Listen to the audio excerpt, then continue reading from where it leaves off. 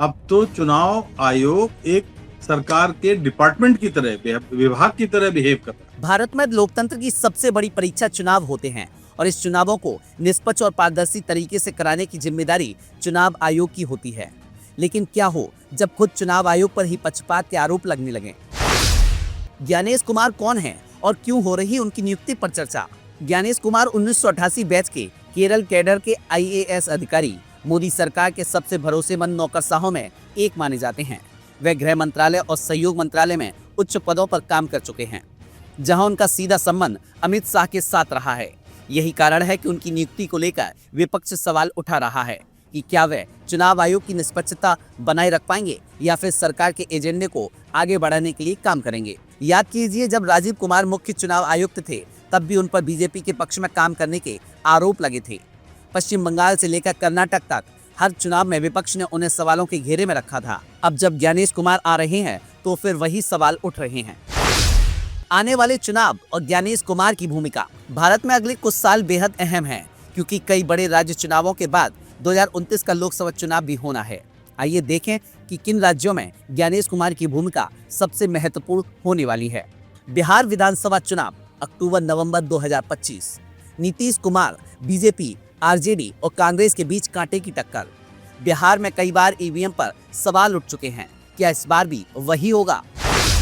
2026 के चुनाव। पश्चिम बंगाल विधानसभा चुनाव मार्च-अप्रैल 2026। ममता बनर्जी बनाम बीजेपी की लड़ाई और सबसे ज्यादा विवाद इसी चुनाव में हो सकता है। क्या चुनाव आयोग बीजेपी की मदद करेगा। तमिलनाडु, केरल, असम, पुडुचेरी चुनाव मई-जून 2026। दक्षिण भारत में बीजेपी को बढ़त दिलाने की कोशिश। चुनाव आयोग की भूमिका पर नजर रहेगी। 2027 के महत्वपूर्ण चुनाव।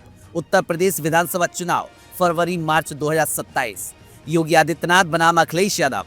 क्या निष्पक्ष चुनाव होंगे। यूपी में धांधली के सबसे ज्यादा आरोप लगते हैं, क्या इस बार भी ऐसा होगा। गुजरात विधानसभा चुनाव दिसंबर 2027। मोदी शाह का गढ़। क्या चुनाव आयोग बीजेपी के पक्ष में झुका रहेगा। 2028-2029 निर्णायक मोड़। 2028 में मध्य प्रदेश, राजस्थान, तेलंगाना और कर्नाटक के चुनाव। 2029 में लोकसभा चुनाव। यही असली परीक्षा होगी। ज्ञानेश कुमार पर पहले से ही क्यों उठ रहे हैं सवाल। अब सवाल उठता है कि ज्ञानेश कुमार के खिलाफ अभी से इतना शोर क्यों मच रहा है। बीजेपी के करीबी अफसरों की नियुक्ति। राजीव कुमार भी केंद्र सरकार के करीबी थे और अब ज्ञानेश कुमार भी। क्या चुनाव आयोग को निष्पक्ष रखने के लिए ऐसे ही लोग नियुक्त होते रहेंगे। ईवीएम पर संदेह।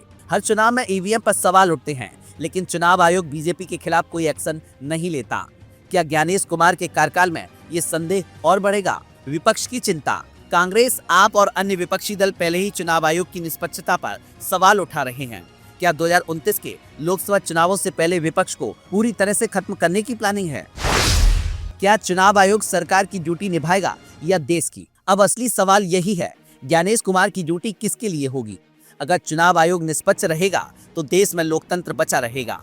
अगर चुनाव आयोग बीजेपी के इशारे पर चलेगा तो लोकतंत्र खतरे में पड़ जाएगा। राजीव कुमार पर जब भी आरोप लगे उन्होंने सफाई देने की कोशिश की, लेकिन उनकी छवि फिर भी दागदार रही।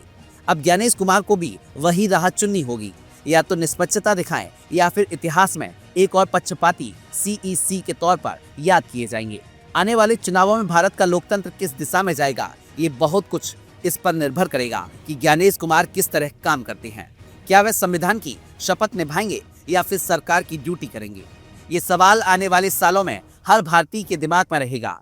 क्या हमारा लोकतंत्र सच में सुरक्षित है। अब तो चुनाव आयोग एक सरकार के डिपार्टमेंट की तरह, विभाग की तरह बिहेव कर रहा है। अगर ये छूट टीएन शेषन वाली, जैसे कि अब अतीत की बात कर रही हैं, अगर होती तो देखिए ना कि 91 में जब नरसिंह राव आए सत्ता में तो टीएन शेषन आए और टीएन शेषन ने कोई परवाह नहीं की कि कांग्रेस हार रही है।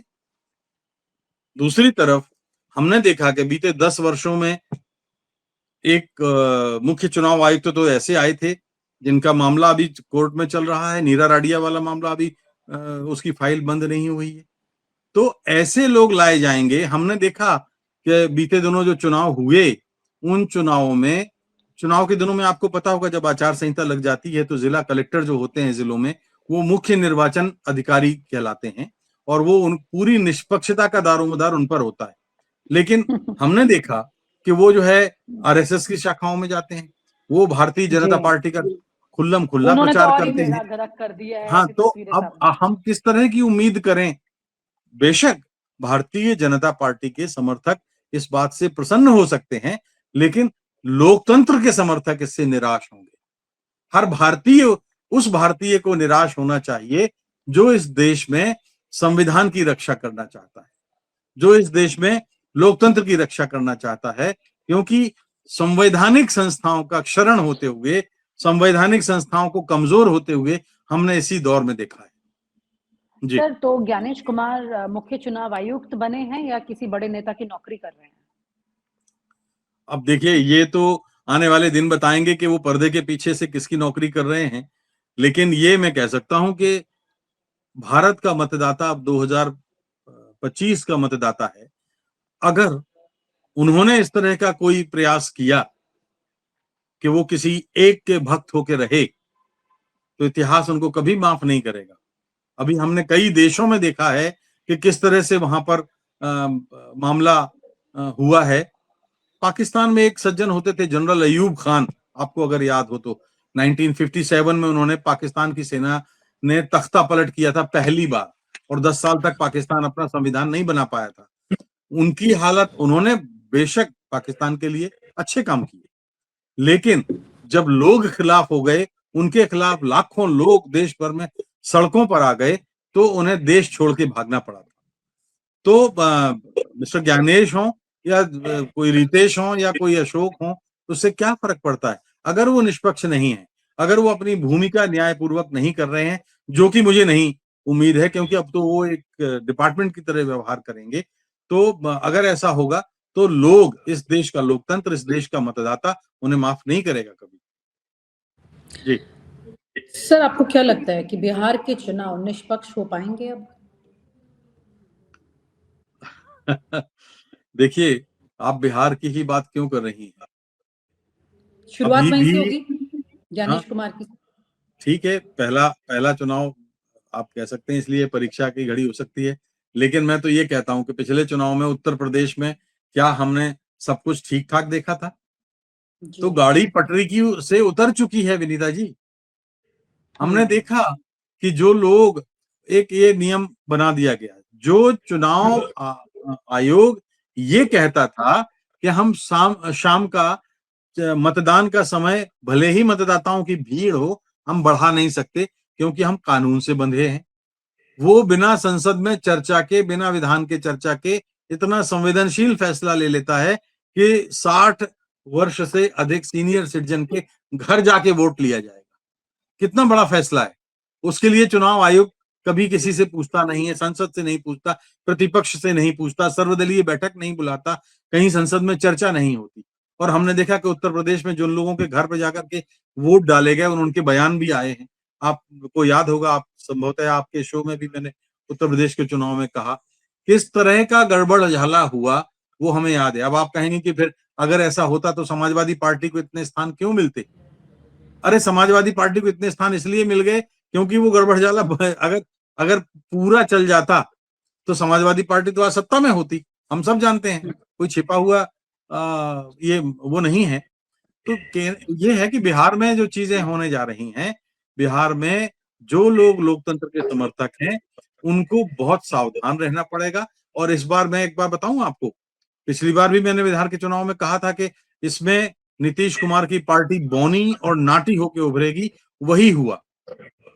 उन्होंने रामविलास पासवान, चिराग पासवान को भारतीय जनता पार्टी ने पर्दे के पीछे से नीतीश कुमार के खिलाफ उनके कंधे पर रखकर बंदूक चलाई, और उसका नुकसान नीतीश कुमार को हुआ।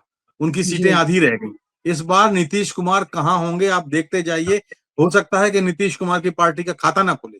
और आप हमसे जुड़े रहने के लिए सब्सक्राइब करें YouTube पर, फॉलो करें Twitter पर और लाइक करें Facebook पर। और ज्यादा जानकारी के लिए आपको टाइप करना होगा सिर्फ न्यूज नशा।